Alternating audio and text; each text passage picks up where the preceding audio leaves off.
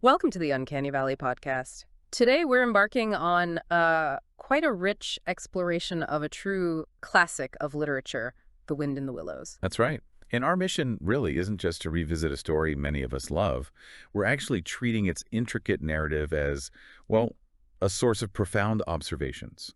Observations on character, on society, and the very essence of the human, or perhaps we should say animal condition. Exactly. We'll be digging deep, extracting the most compelling nuggets of knowledge and insight from Kenneth Grahame's timeless tale. We want to offer you a kind of shortcut, really, to being deeply informed on the surprising facts and interwoven lives of its inhabitants. We'll uncover layers of meaning, delve into what makes these characters tick, their motivations, and maybe see what this enduring story tells us about ourselves, and the world we navigate every day. So let's begin our journey into The Wind in the Willows. Okay, so our story opens quite literally from the ground up, doesn't it? With Mole, a creature of the earth. And we find him deep in the middle of something many of us can relate to, spring cleaning. Oh, yes. The dreaded spring clean. Right, and the description is just perfect. Dust in his throat and eyes, splashes of whitewash all over his black fur, and an aching back and weary arms. You can feel it. You really can. And then in this moment of just pure, understandable frustration, he abruptly abandons his chores. He declares, "Bother," and "Oh, blow." And then the clincher, "Hang spring cleaning." Yes.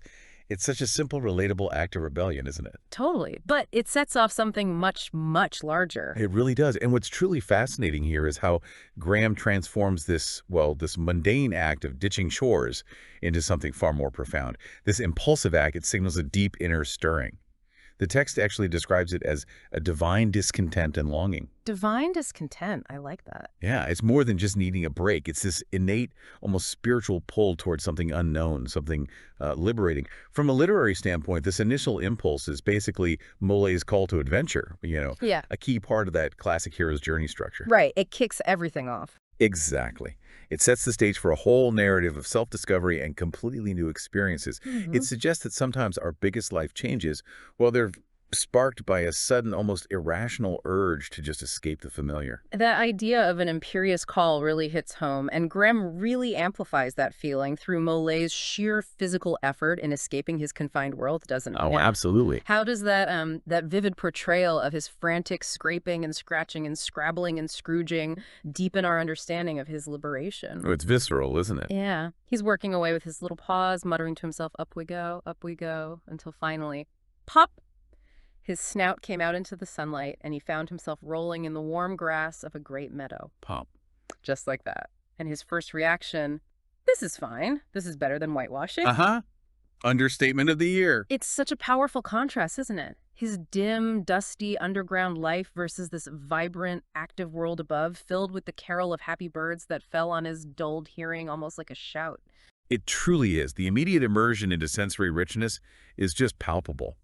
Mole's escape from the seclusion of the cellarage isn't just a change of scenery, it's a complete reawakening of his senses. Almost like a rebirth. Yeah, a rebirth. That's a good way to put it. He's been dulled by routine, and the world above with its light and sound, it hits him with this almost overwhelming force. And it makes you wonder, doesn't it? How often do we, too, remain kind of dulled to the richness of the world around us? Trapped in our routines, our familiar spaces, until something just imperiously calls us out. Good question. Mole's emergence isn't just physical. It's a metaphor for breaking free from those self-imposed limitations and just embracing the newness of life. It's a subtle but really potent opening to a Bildungsroman, a coming-of-age story, even though Mole's technically an adult. Right. So after this initial burst of freedom, Mole wanders through the meadow, and he's taking pure delight in being the only idle dog among all these busy citizens. Yeah, you can feel his bliss, can't you? That lack of responsibility. A rare luxury. Then he encounters the river for the first time. And this, for me, is where the story gets really captivating. Oh, the river scene. Yes. He's described as bewitched, entranced, fascinated by it. He sees it as a sleek, sinuous, full-bodied animal. Such evocative language. Isn't it? He even trails a paw in the water, just lost in long waking dreams. The personification of the river here is, well, it's a key literary device, obviously. It's not just water. It's a living, breathing entity. It's full of chasing and chuckling, gripping things with a gurgle and leaving them with a laugh. Like it has a personality. Exactly. Okay. It elevates the river to a character in itself, embodying this unpredictable, vital energy. For Mole, it represents something completely new, vibrant, almost overwhelming, a profound departure from his previous confined life. It's like a baptism into the flow of life. Precisely. A force that both nurtures and challenges, never staying still. Yeah. And the sounds, the rustle and swirl, chatter and bubble, they make him feel spellbound by exciting stories, like a child hearing a grand tale for the first time. Yeah. This immediate visceral connection, it absolutely foreshadows the central role the river will play in his future adventures, his friendships. It's the gateway to his new life. So Mole's deep fascination with the river, this, vibrant, living thing, it leads him directly to a new acquaintance, the water rat. Their meeting introduces us to a character who is, well, at first glance, the very embodiment of river life itself. Completely. Mole spots a dark hole with a twinkling eye, and out pops Rat, who promptly invites Mole into his small blue and white boat. And Rat is just absolutely shocked, flabbergasted when Mole confesses he has never been in a boat before in all my life. Rat's reaction is priceless, isn't it? What? Never been in a... You never... What have you been doing that? Haha, exactly. It's so telling. It just highlights his wonderfully insular worldview, where boating is so fundamental to existence, it's almost unimaginable not to have done it. Yeah, like breathing. Right. This immediate difference in perspective, it lays the groundwork for their contrasting roles and the mutual learning that's going to define their friendship. Rat is stability, contentment within the known world. Mole is the wide-eyed explorer. And Mole's reaction to being in the boat is just pure delight, isn't it? The boat itself described as just the size for two animals. Perfect. And Mole's surprise and rapture at being seated in a real boat is almost childlike. It's a huge shift for him, a simple joy that opens up this whole new dimension of life. And from a broader perspective, Rat really embodies a certain philosophical contentment, something that feels, increasingly rare in our modern, always striving world. Definitely. He sees the river as everything. He says, my world and I don't want any other.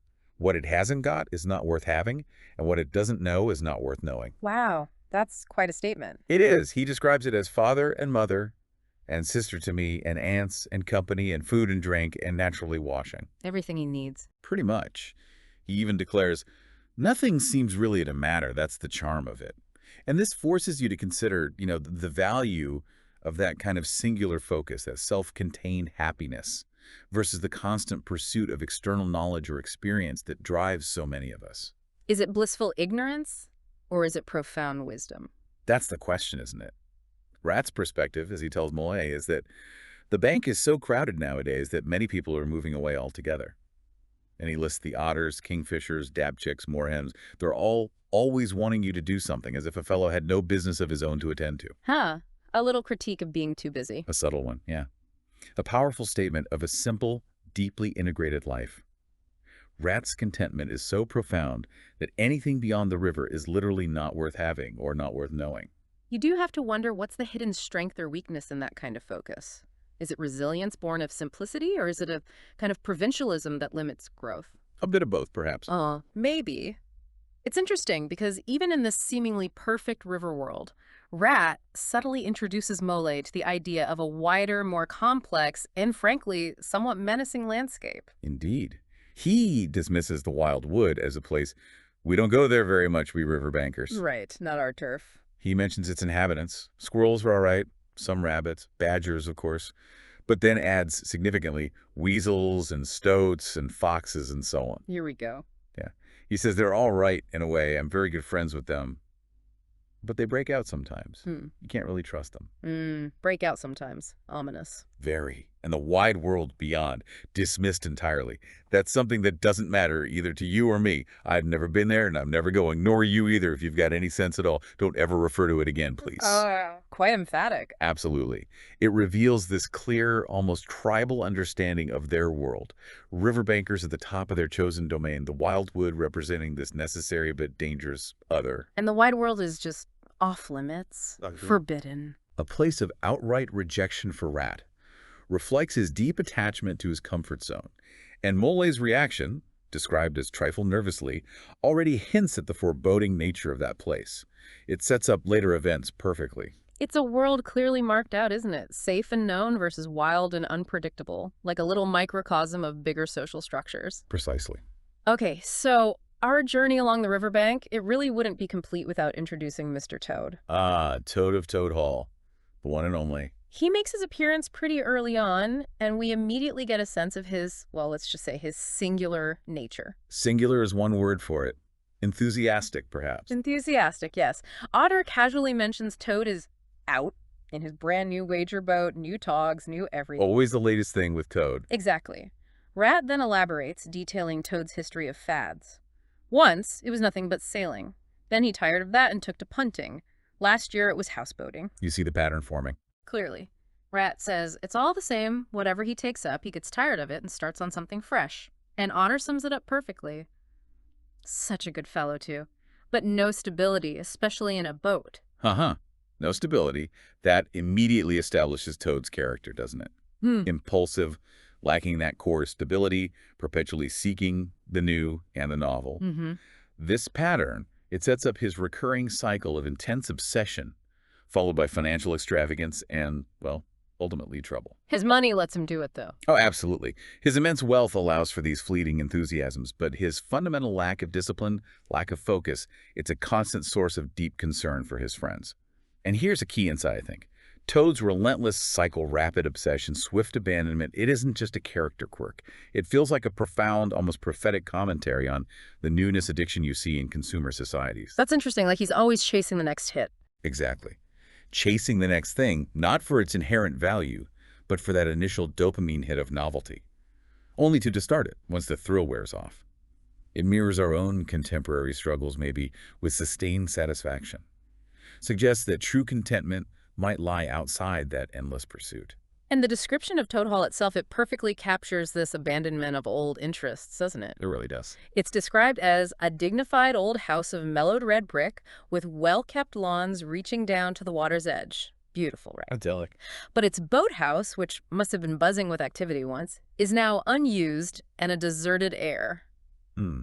A monument to his fleeting passions. A physical representation of his psychological restlessness. Absolutely. And Toad's latest obsession, the gypsy caravan, is just a prime example of this pattern. It's quite a sight. Oh, the description. Painted canary yellow, picked out with green and red wheels.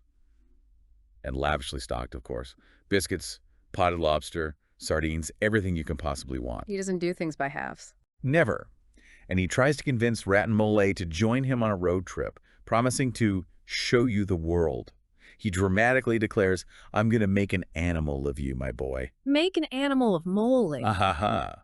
Toad's vision of adventure here, while it sounds grand and inviting, it's ultimately pretty self-centered, isn't it? Focused on immediate gratification, the thrill of novelty, rather than genuine connection or, real exploration. Yeah, it's all about Toad's fun. Right. His attempts to basically coerce his friends highlight his lack of consideration, despite professing this desire to give pleasure. And the humor is great, that self-deception, his motto, live for others, immediately contradicted by everything he does. Totally. The fully stocked caravan, it serves as this potent symbol of his superficial approach to adventure, a well-equipped facade for his underlying impulsiveness. So their first road trip, well, it doesn't quite go as Toad planned. Surprise, surprise. Shocking, I know. Disaster strikes, and it's a truly pivotal moment, shaping Toad's future in a way nobody could have foreseen. They hear this faint warning hum. The sound of the modern world approaching. That rapidly turns into a motor car, which possessed all earth and air for just a second, then flung an enveloping cloud of dust and vanished. Gone in a flash, but the damage is done. Oh, yeah. The incident causes the poor old gray horse to bolt, driving the caravan backwards straight into a ditch, leaving it an irredeemable wreck. The motor car is introduced here almost like an alien force, isn't it? Disruptive, overwhelming, transformative. Totally alien to their world. Its brief, powerful appearance and sudden disappearance leave this profound, lasting impression, particularly on Toad. The literal crash of the caravan, it symbolizes the abrupt end of his latest fad. An end of the road trip. But as we see immediately, it spawns a new, even more potent, and ultimately destructive obsession. It makes you wonder, how do these moments of chaos or disruption, even seemingly negative ones, sometimes act as catalysts for entirely new, unexpected, often uncontrollable obsessions? It's a very human response, isn't it? To find a new fixation right after a failure, a way to cope, maybe? Could be. And the contrast in reactions is just priceless. Rat is absolutely furious. He's dancing up and down on the road, simply transported with passion. Losing it completely. He shouts, "You villains, you scoundrels, you highwaymen, you road hogs, I'll have the law of you." His earlier homesickness just vanishes in his rage. All forgotten. But Toad, what's Toad doing? Toad sat straight down in the middle of the dusty road. His face wore a placid, satisfied expression, and at intervals he faintly murmured, "Poop poop." Poop poop? Oh, Toad. This poop poop becomes his new mantra, a sign of his complete and utter obsession. He's totally oblivious to the destruction around him. It's a fantastic demonstration of his singular, almost pathological absorption in whatever catches his fancy. A mind utterly consumed by its latest fixation. Poop poop indeed. Right, so we heard Rat describe the Wildwood earlier as a place we don't go there very much. A place you avoid. But Mole, maybe feeling a bit bolder after his river adventures and definitely curious about Badger, decides to venture in alone. Uh-oh. Risky move. And this is where the story takes a much darker, more psychological turn. He enters the Wildwood in winter. Initially, he finds it kind of exhilarating, seeing the country undecorated, hard, and stripped of its finery. Getting down to the bare bones, as he puts it. Yeah, he feels he's got down to the bare bones of it, and they were fine and strong and simple. But then as dusk falls, the faces began. Chilling. Little evil wedge-shaped faces emerge from holes, and then every hole seemed to possess its face, coming and going rapidly, all fixing on him glances of malice and hatred, all hard-eyed and evil and sharp. The Wildwood isn't just a dangerous location in the story. It's really a profound psychological landscape. It serves as a symbol for the unconscious fears, the primal instincts, the societal shadows that lie just beyond our perceived safe zones. The things we don't want to look at. Exactly. Grahame brilliantly portrays the progression of Molly's terror, from those vanishing faces to the faint whistling, then the growing patter-pat-pat of little feet, culminating in that chilling realization of that dread thing, the terror of the Wildwood. It's not just a monster, is it? No, no. This terror isn't just a monster. It's the raw dread of the unknown, the fear of the untamed within ourselves, maybe, and within our collective psyche. And his attempt to avoid the holes by plunging into the untrodden places just makes it worse. Proves futile, yeah. Only deepens his predicament. This really highlights how our perception shapes our reality, doesn't it? Transforming a natural environment into this landscape of pure, unreasoning terror when faced with the unknown. It's a classic literary portrayal of primal fear, absolutely, but also a sharp commentary on the dangers of going unprepared into unfamiliar territory. And Rat's later explanation confirms the dangers are real, even if they have rules. Indeed. And then we see Rat, warm and comfortable by his fire, suddenly realize Mole is missing. And he doesn't hesitate. No, straight into action. Immediately takes decisive action. Straps a belt round his waist, shoved a brace of pistols into it, took up a stout cudgel, and bravely enters the Wildwood. Armed and ready. And he calls for Mole, cheerfully and confidently. The impact is immediate. The wicked little faces popped out of holes but vanished immediately at sight of the valorous animal, his pistols, and the great ugly cudgel. They know who they're dealing with. Exactly. The whistling and pattering just died away and ceased. It demonstrates the practical effectiveness of being prepared, of courage in this world, the power of known deterrence. Yeah, Rat's confidence makes all the difference. His visible strength, his unwavering confidence, they're immediately effective against the Wildwooders, who are clearly cowed by that display. It's such a powerful contrast to Mole's terror. Shows that knowledge and resolve can dispel even those primal fears. So Rat eventually finds Mole, exhausted and still trembling, hiding in a hollow beech tree. Poor Mole, terrified. And Rat, ever practical, ever experienced, explains that riverbankers hardly ever come here by ourselves. There are rules, you see. Things you have to know. Yeah, 100 things one has to know, like passwords and signs and sayings which have power and effect, and plants you carry in your pocket, and verses you repeat, and dodges and tricks you practice. Fascinating detail, isn't it? Almost like folklore or magic. It really is. He even points out that only powerful animals like badger or otter would be safe alone. And tellingly, that old Toad, despite all his bluster, wouldn't show his face here alone, not for a whole hatful of golden guineas. Huh? Even Toad knows his limits there. This passage really powerfully underscores that theme of specialized knowledge, doesn't it? And the profound dangers of ignorance when you venture beyond your familiar sphere. Definitely need the local knowledge. Right. Rad's casual mention of passwords and signs suggests this hidden, almost magical layer to their world.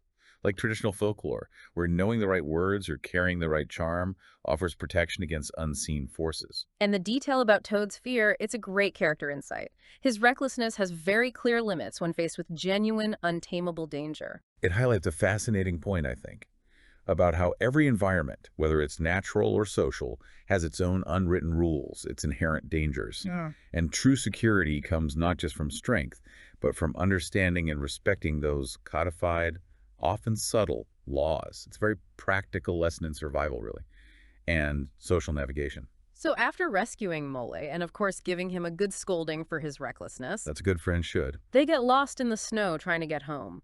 But it's Mole's stumble, his little accident, that leads them to a truly remarkable discovery: Badger's hidden home. Serendipity strikes. Mole cuts his shin on a sharp edge of something in metal, which Rat immediately identifies as a door scraper. A door scraper in Yeah. the middle of the wildwood. Exactly. This leads to finding a shabby doormat, and then Rat's triumphant realization: Mr. Badger. Brilliant deduction. Mole, still in pain and confused, is totally incredulous. He asks why dance jigs around a door scraper, but Rat's reasoning is flawless.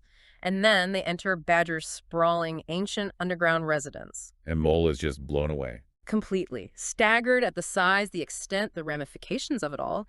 It's a true hidden world right beneath their feet. And what's truly captivating here is Badger's explanation of where his home came from. He reveals that very long ago, on the spot where the wildwood waves now, there was a city of people, Wow. Mind-blowing moment. Isn't it? Badger insists he did none of it, only cleaned out the passages and chambers. The city was built by a powerful people and rich and great builders. They built to last. Built to last, and now Badger lives in the ruins. Exactly. This compels us to ask, what does this profound revelation tell us about the cyclical nature of civilization and nature? About the transient presence of different inhabitants on any given piece of land? It adds this profound layer of ancient history, doesn't it? A sense of continuity and transformation to the landscape that maybe many casual readers might miss. Definitely. It suggests that even the wild, seemingly untamed places hold these forgotten stories of past civilizations, a deep historical echo. Badger notes that when the people left, nature slowly reclaimed it, and the animals moved in. And he makes this really keen observation. Animals didn't bother themselves about the past. They never do. They're too busy. Too busy living in the present. Right. This pragmatism stands in sharp contrast with human historical interest, highlighting the animal's relentless focus on the present moment, on immediate survival and comfort. And this leads to a fascinating and maybe slightly melancholic speculation about the future, doesn't it? It does. Badger calmly notes the possibility of the future when perhaps the people will move in again, for a time, as may very well be. Chilling thought, almost. It adds this powerful layer of impermanence to the animal world, hinting that their current dominance isn't absolute. It's a very subtle but potent observation about the relentless march of time, the transient nature of even the most enduring structures and societies. It reminds us that our present reality is built on forgotten pasts. And will, in turn, become the forgotten past for whoever follows. Hints at a universal truth. Everything is temporary. Life adapts, reclaims what's left behind. So while Mole is settling into his new river life, and Toad is off causing his usual brand of chaos, a new character arrives. Someone who profoundly challenges the water rat's deep-seated contentment with his river home. Ah, yes. The sea rat, a disruptive influence. Rat begins to feel this unfamiliar restlessness. He's noticing the subtle signs of change in nature, the migrating birds leaving. The turning of the seasons stirring something in him. Exactly. Then he encounters the sea rat, a lean, keen-featured wanderer with small gold earrings, and he speaks tantalizingly of southern seaports, Venice, Palermo, Marseille. Exotic places far from the riverbank. This introduction of the sea rat brings forth this powerful theme of wanderlust, doesn't it? As an almost infectious force. You can feel Rat getting drawn in. Totally. The sea rat's descriptions are utterly intoxicating, presenting this vivid world of vibrant colors, exotic smells, thrilling adventures, all standing in stark contrast to Rat's familiar, stable world. He paints quite a picture of Venice. Oh yeah, a path of gold, where the air is full of music and the sky full of stars, filled with delicious shellfish. It's designed to captivate. Emphasizes those sensory details that completely enthrall the water rat, stirring a longing he didn't even know he possessed. And what's really captivating is the sea rat's almost hypnotic ability to compel his gaze and held him body and soul while he talked. It's more than just a chat, isn't it? Much more. It's like an almost mystical transference of experience. The sea rat's talk is described as changing into song chanty of the sailors, ballad of the fishermen, chords of guitar and mandolin. Music and words weaving a spell. And the water rat is utterly spellbound. He feels his own chord, hitherto dormant and unsuspected, vibrating within him, and he resolves, right then in this trance, to follow the call of the South. From a broader perspective, this is such a powerful depiction of storytelling's ability to transport and transform someone. Absolutely. The merging of speech and music underscores the enchanting nature of the tales, making them almost irresistible, bypassing rational thought, appealing directly to the soul. That idea of a dormant chord. Yeah. It suggests the desire for adventure was always there inside Rat, maybe suppressed by his contentment, just waiting for the right stimulus to wake it up.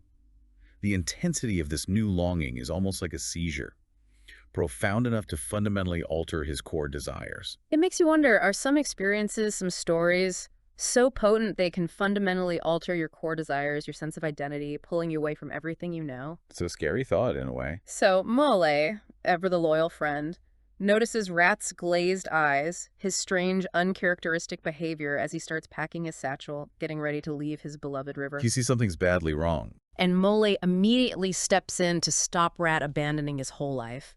He describes it as grappling with him strongly. He dragged him inside, threw him down, and held him.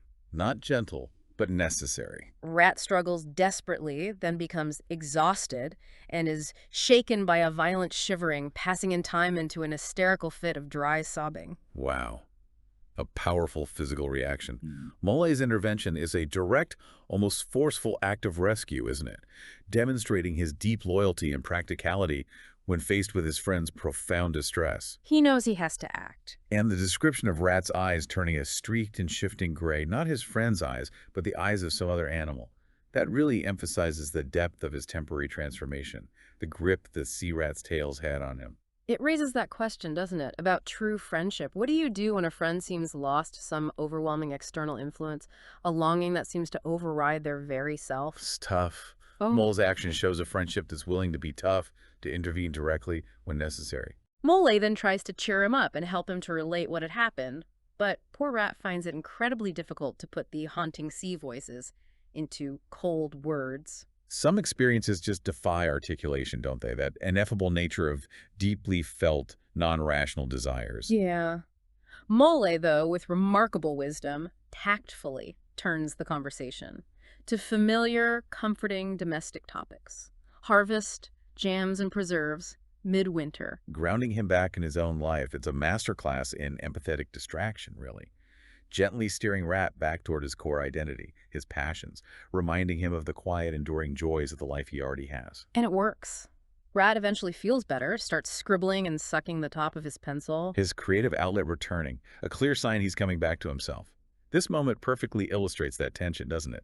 Between grand, sweeping adventures and the quiet, enduring joys of home and routine.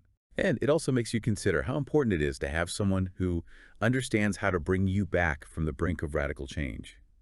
Even if that change seems glorious, sometimes maybe the greatest adventure is discovering the richness right where you are. Okay, so while Rat is battling this internal wanderlust, Toad, predictably, is out creating external chaos. Business as usual for Toad. His motor car obsession reaches its inevitable and frankly rather spectacular climax. He doesn't just drive recklessly, he actually steals a motor car from the Red Lion Inn. Goes from enthusiast to outright criminal. And we hear he drives reckless of what might come to him, feeling like Toad the Terror, the traffic queller, the Lord of the Lone Trail, before whom all must give way or be smitten into nothingness and everlasting night.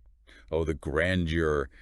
Toad's act is just pure impulsive indulgence, isn't it? Fueled by this dangerous delusion of grandeur and a complete lack of self-control. Zero control. The description of his driving, it's almost poetic in its recklessness, painting him as this force of nature, yet simultaneously highlighting his profound irresponsibility. And his little chant captures it all. The motor car went boop, boop, boop. Ingenious Mr. Toad. His inflated ego on full display. It's a classic example of hubris leading directly to a fall, where that inflated self-image just clashes violently with reality. He's not just driving a car, he's trying to wield a power he doesn't really possess. And the fall is swift and pretty comical in its way. He's arrested, brought before a court. And what's fascinating is that the magistrates seem less concerned with the actual theft Stolen car, yeah. than with Toad's gross impertinence to the rural police. His attitude problem. Exactly. This reveals something intriguing about justice and perception in their world.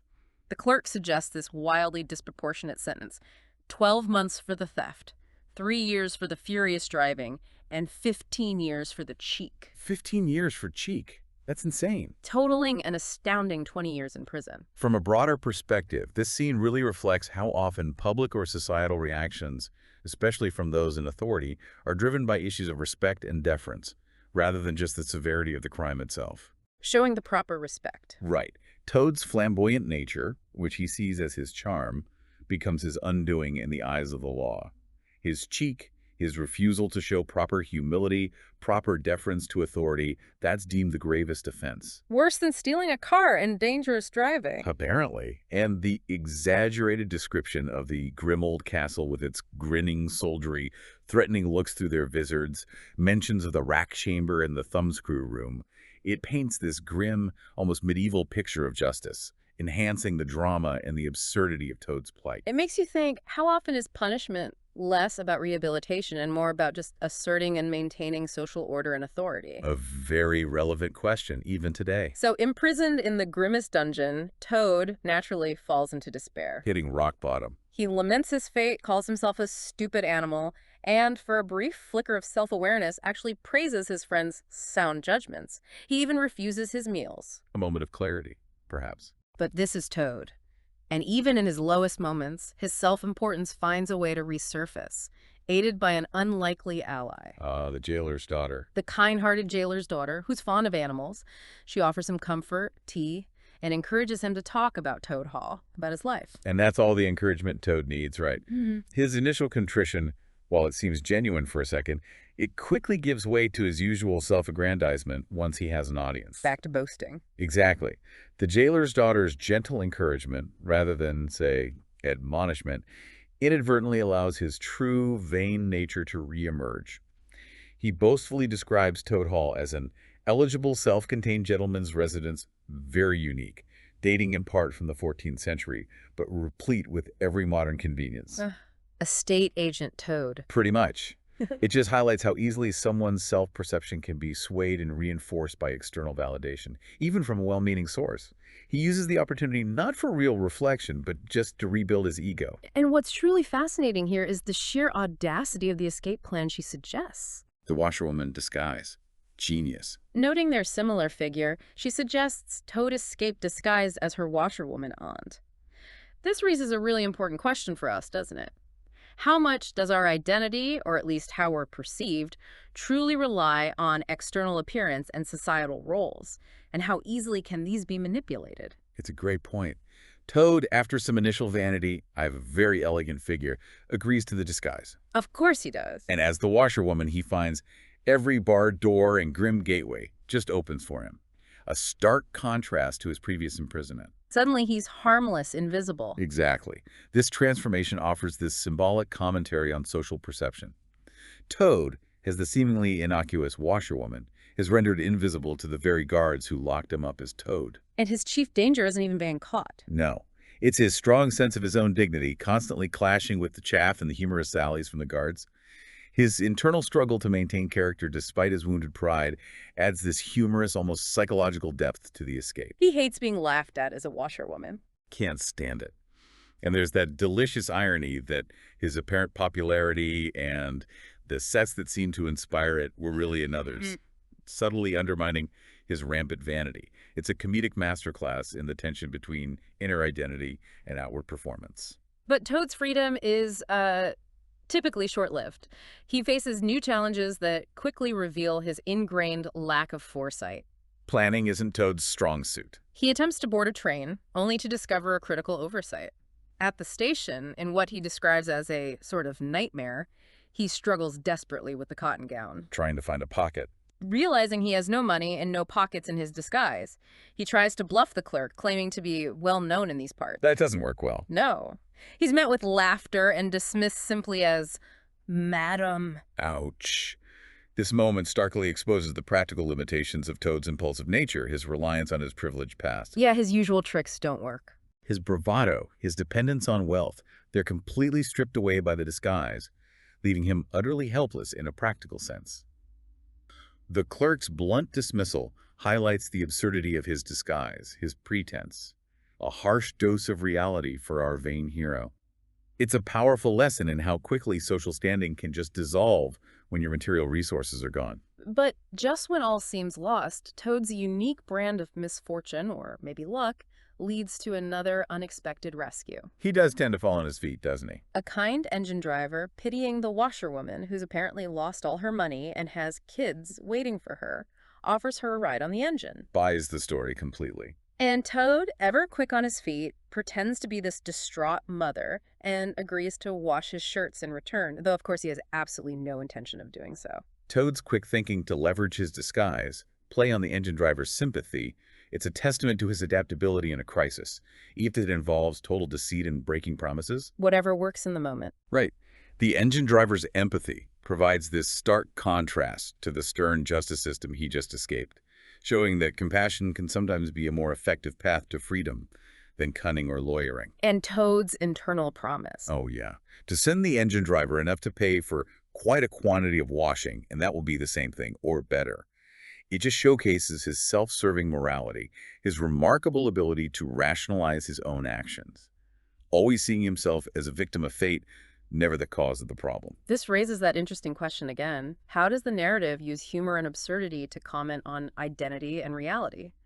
Toad's conceited song about himself, sung while disguised as a washerwoman, is just a comedic high point, isn't it? And so revealing. Absolutely peak Toad. As the train speeds along, Toad sings this highly conceited song, praising himself. Versus like, the clever men at Oxford, but none of them know one half as much as intelligent Mr. Toad.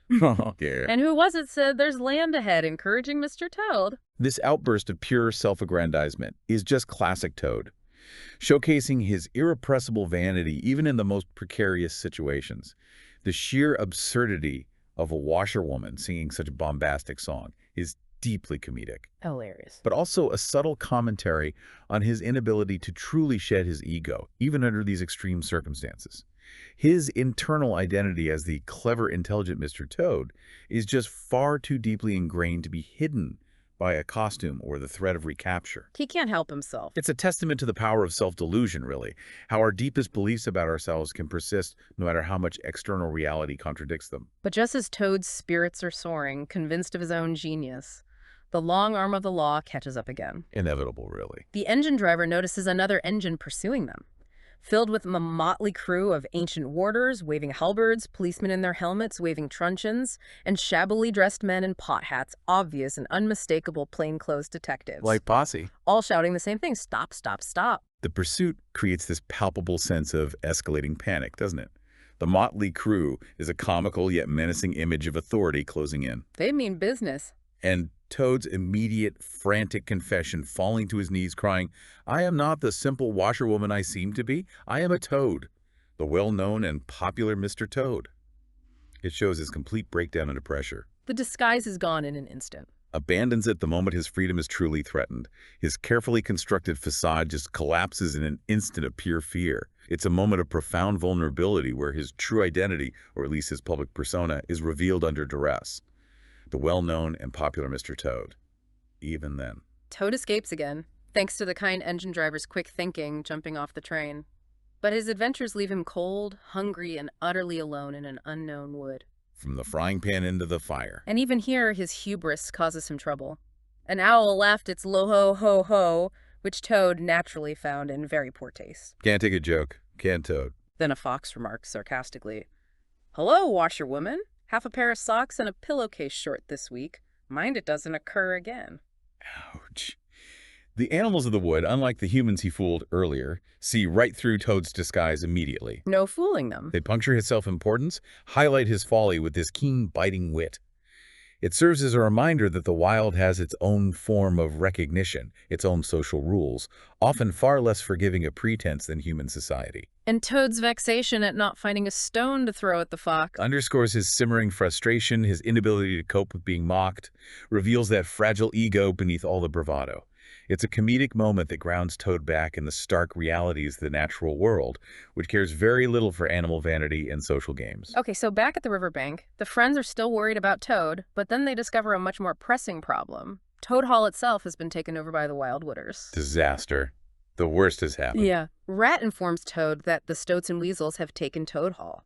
Badger adds that they broke down the doors and rushed in upon them from every side. They made the best fight they could, but what can two animals do against hundreds? Overwhelmed.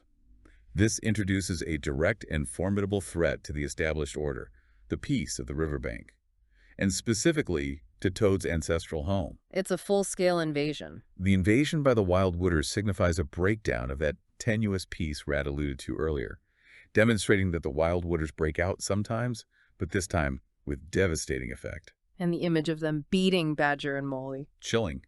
The bloodthirsty villains beating Badger and Mole severely with sticks and turning them out into the cold underscores the severity, the urgency. This compels us to ask, how does Badger, despite his reclusiveness, his disdain for society, become the unlikely mastermind of the counterattack when their peaceful way of life is fundamentally threatened? Because someone has to step up, and he knows things others don't. Exactly. His strategic thinking, leveraging his knowledge of those unique underground passages, is absolutely key to their success. He reveals his great secret. The secret weapon, a very useful tunnel that leads right up under the butler's pantry next to the dining hall, where the Weasels will be celebrating the Chief Weasel's birthday. Perfect timing. Suspecting nothing. No guns, no swords, no sticks, no arms of any sort, whatever. Completely unprepared, Badger's meticulous planning, his deep, intimate knowledge of the terrain, his own ancient home, built by those powerful people, it's presented as superior to just brute force, isn't it? Absolutely. The element of complete surprise, coupled with the wildwooders' arrogance, their overconfidence, become critical weaknesses that Badger expertly exploits. And the tunnel itself. Being one of those ancient city passages. It connects the forgotten past to the present struggle, showing how historical knowledge, a deep understanding of your environment, can be incredibly powerful strategic assets, far more effective than just numbers. It's a real intellectual triumph for Badger. And Mole, despite his earlier terror of the wildwood, he plays this critical, really unexpected role in the strategy, using his newfound understanding of the wildwooders' psychology. Mole steps up big time here. Disguised once again in Toad's washerwoman dress, that dress gets a lot of use, he bravely goes to Toad Hall and verbally taunts the Stoat sentries, Turns their fears against them. cleverly hinting at Badger's strength, the impending attack, saying it won't be me that'll be running away in a very short time from now. This makes the Stoats nervous and flustered, diverting their attention, making them distrust the Weasels inside. Mole's courage and cleverness truly shine here, a significant development in his character arc. He uses the wildwooders' own internal rivalries, their fears against them, demonstrating a strategic intelligence, a cunning that surprises even Rat. His understanding of animal psychology proves more effective than brute force, shows a hidden depth. Definitely. And the Stoats' frantic reactions, running all ways at once and falling over each other and everyone giving orders to everybody else and not listening, vividly highlight how easily chaos and mistrust can be sown through psychological warfare, especially within a structure already prone to suspicion. So the climax arrives. The four friends, Badger, Mole, Rat, and Toad, execute their plan, bursting forth from the secret passage. A moment of truth. They emerge from the trapdoor into the butler's pantry, hearing the Weasel celebrating boisterously inside the dining hall. The Chief Weasel is mid-song, singing this taunting carol about Toad. Toad, he went a-pleasuring gaily down the street. Right as they're mocking him. Couldn't be better timing. Badger cries, "The hour has come, follow me!" And they burst into the banqueting hall. The timing is perfect, isn't it? Right as Toad is being publicly ridiculed, it fuels Toad's frenzied excitement and injured pride, transforming him into this formidable, if chaotic, fighter driven by personal indignation. Unleashes the beast. Simultaneously, the element of complete surprise, the Weasel's total unpreparedness, are crucial to the swift, decisive victory. The chaotic scene described squealing and a squeaking and a screeching, weasels diving under tables, ferrets jamming in the chimney, tables and chairs upset, and glass and china sent crashing. It's incredibly vivid, impactful. A perfectly executed plan. It's a perfect storm of meticulous planning, unexpected arrival, and individual strengths all coming together, culminating in a truly satisfying triumph. And each hero's fighting style is so uniquely described, isn't it? Badger's mighty cudgel whistling through the air, delivering these decisive blows. Whack. Mole's awful war cry, a mole, sending enemies scattering in terror. Who knew Mole had it in him? Rat's belt bulging with weapons of every age and every variety, showing his readiness for anything. Always prepared, Ratty. And Toad, frenzied with excitement and injured pride, swollen to twice his ordinary size, emitting code whoops that chilled them to the marrow, and going straight for the Chief Weasel, yelling, "I'll pleasure him!"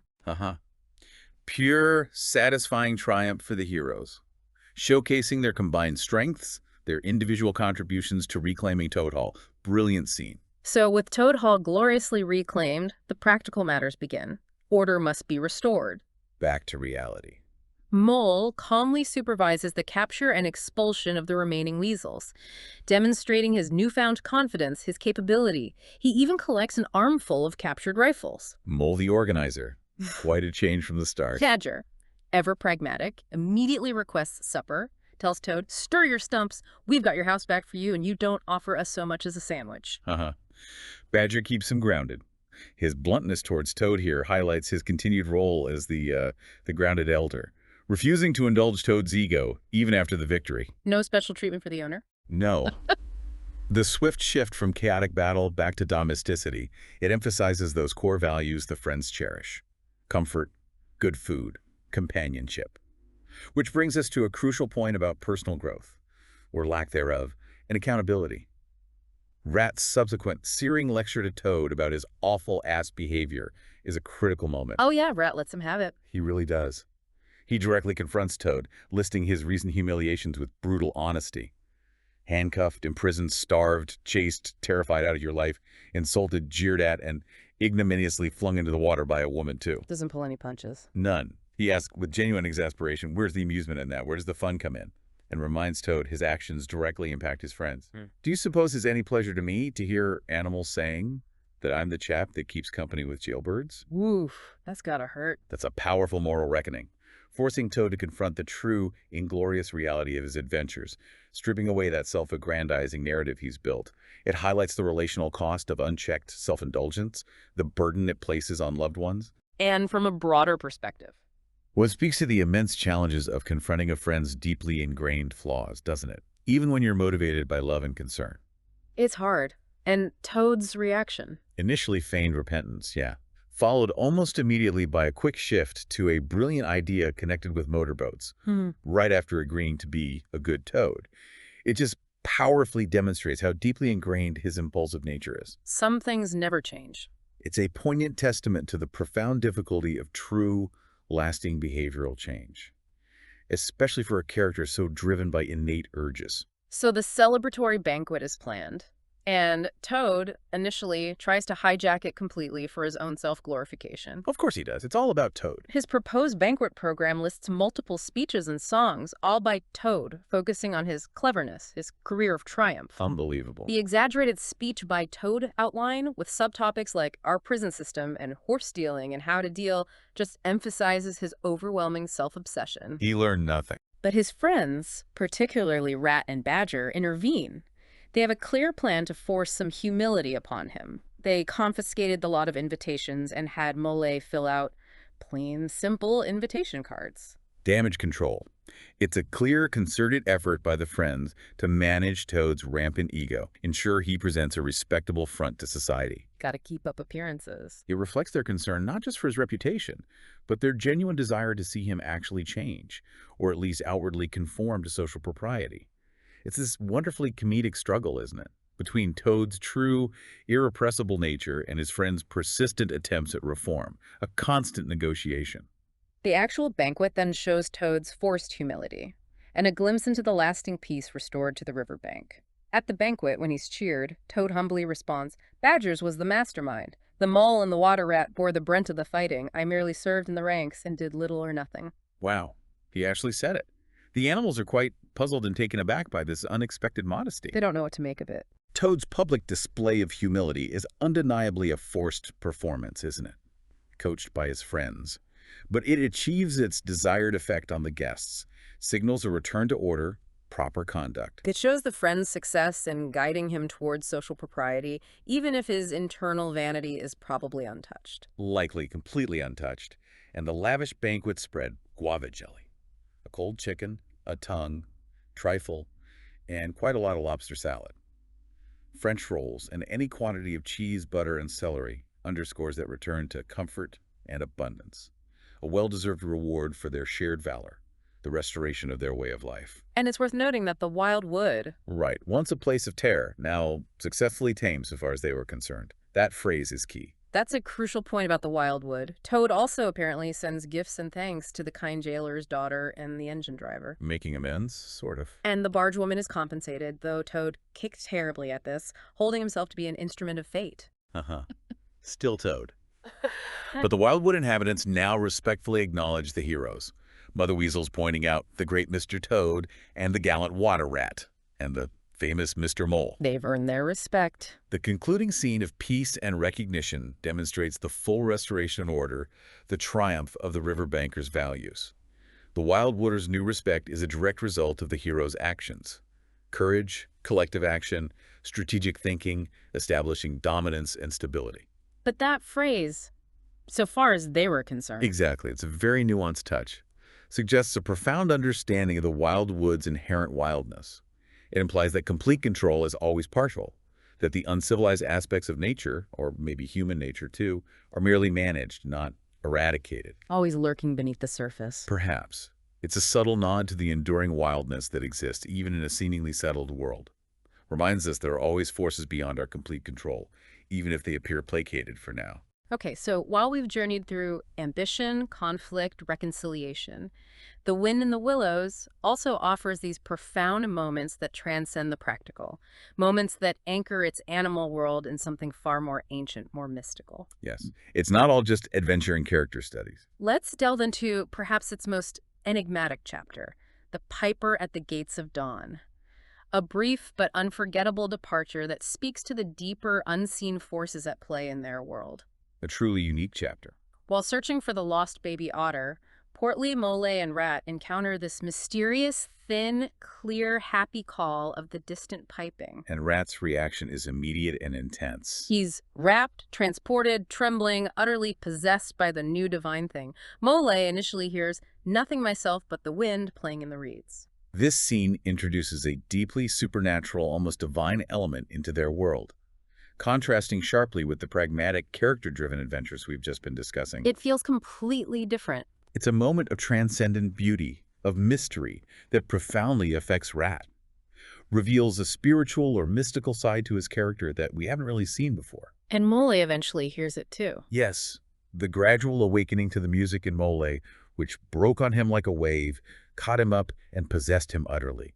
And his tears upon seeing Rat's reaction, it emphasizes the profound, almost overwhelming nature of this encounter. It's pure, unadulterated awe. Which makes you wonder, what is the meaning of this vision that leaves them with such immediate and total oblivion? That's the mystery, isn't it? They see this splendid figure with shaggy limbs and panpipes, and baby Portly is there, sleeping soundly in entire peace and contentment, the little round, podgy, childish form of the baby otter nestled between his hooves. Safe and sound. Protected. The vision vanishes as swiftly as it appeared, and they are left with instant oblivion, which the text describes as a gift of forgetfulness, so that the awful remembrance should remain and grow and overshadow mirth and pleasure. From a broader perspective, this suggests that maybe some experiences are just too profound, too divine, for mortal memory to fully retain. Or that forgetfulness can indeed be a last best gift for little animals helped out of difficulties. Protection from something too big. Perhaps. The identity of the piper is left ambiguous Pan, maybe. But clearly benevolent, divine, representing a protecting force that intervenes when life's simpler creatures are in need. And the concept of benevolent forgetfulness. It's fascinating, isn't it? Implying that such profound mystical encounters might actually be detrimental to the simple happiness, the mundane joys of their everyday lives, suggesting a natural limit to their understanding, their capacity for such awe. It's a powerful narrative choice that protects the characters from a knowledge that might just be too heavy for them to bear. But even after the vision vanishes and they forget the specific details, the faraway music lingers, doesn't it? The feeling remains. Molly feels strangely tired, as if I had been through something very exciting and rather terrible. Rat agrees, feeling dead tired, though not body tired. Still hearing the wind in the reeds, like music, faraway music. An echo in their souls. Rat even hears faint lyrical words in the music. Loose the snare, you may glimpse me there, for surely you shall forget. Helper and healer I cheer. Small waifs in the woodland wet strays I find in it, wounds I bind in it, getting them all forget. The lingering, half-remembered sensations, those musical phrases, they suggest the indelible impact of the encounter, even without conscious recall. It's a deep impression on their being, rather than a clear memory. Something shifted inside them. Exactly. The words Rat faintly apprehends reinforce those themes of divine assistance, benevolent forgetfulness, and perhaps even hint at the mysterious figure's ongoing role as a protector, a guide for lost souls. This unique encounter profoundly underscores the hidden depths, the spiritual dimensions of their natural world, a layer of reality usually unseen or unfelt by them. A reminder that there's more going on than meets the eye. Precisely. It's a powerful reminder that not everything needs to be remembered consciously to have had a profound, even transformative impact on our lives. Sometimes, the most significant experiences leave only an echo, a feeling, a deep sense of wonder that resonates long after the details fade. And so we've journeyed through the triumphs, the tribulations of these truly memorable characters. We've explored the richness of their world, from Mole's initial yearning for adventure and the surprising depths of the wildwood, To Toad's chaotic escapades and that mystical encounter at the gates of dawn. we've seen loyalty, impulsive self-indulgence, clever strategic thinking, and that ever-present tension, haven't we? Between the irresistible lure of the unknown and the comforting embrace of home. Indeed. What this exploration into these literary sources really reveals is that whether it's a desperate escape from prison, the unsettling whispers of the wild wood, or that overwhelming call of distant shores, life, even for these seemingly simple animals, is just full of profound and often contradictory experiences. They feel very human, in a way. They do. Their adventures, while often humorous, contain these universal insights into human desire, the complexities of friendship, and the unpredictable nature of existence itself. So what stands out to you from our journey through this timeless text today? What new appreciation have you perhaps gained for the simple pleasures of a riverbank, or maybe the dangers of unchecked ambition and those fleeting passions? Lots to think about. It's a story that reminds us, I think, that even when we think we found our place, there's always something more to learn, something new to explore, and perhaps a deeper understanding waiting just beyond our familiar horizon, inviting us to look just a little closer at the world around us.